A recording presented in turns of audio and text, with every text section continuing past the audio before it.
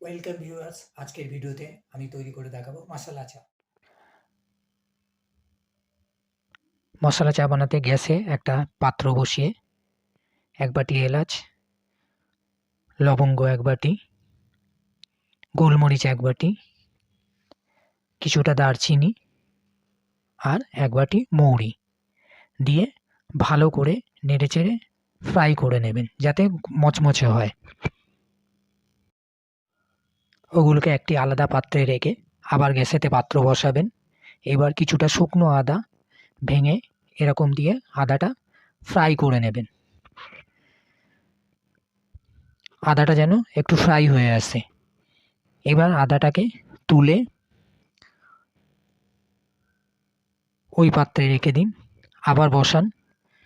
বসিয়ে এবার হচ্ছে তুলসী গাছের বীজ আর একটা জায়ফলের টুকরো দিয়ে ভালো করে ফ্রাই করে নিন। করে নিয়ে ওই মিশ্রণগুলোর সঙ্গে মিশিয়ে দিন। দিয়ে সবকটা মিশ্রণ একেবারে ভালো করে মিশিয়ে নিন। মেশানো হয়ে গেলে মিক্সির জারে দিয়ে মিশ্রণটা ভালো করে মিক্সড করে নেবেন যেন একদম মিহি গুঁড়ো হয়ে যায়। এবার এটাকে একটা পাত্রে রেখে দেবেন। এটা হলো চায় মশলার মশলা।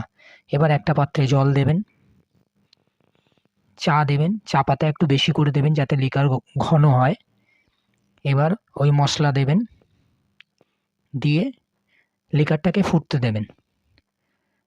চায়ের কালার যেন ঘন আসে, খুব যেন ঘন হয়, এই রকম কালার আসবে। এবার পরিমাণ মতো দুধ দিন, পরিমাণ মতো চিনি দিন, দিয়ে ফুটতে দিন।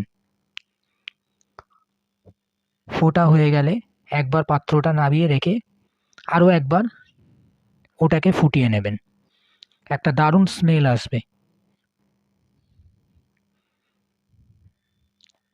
আপনার মশলা চা রেডি।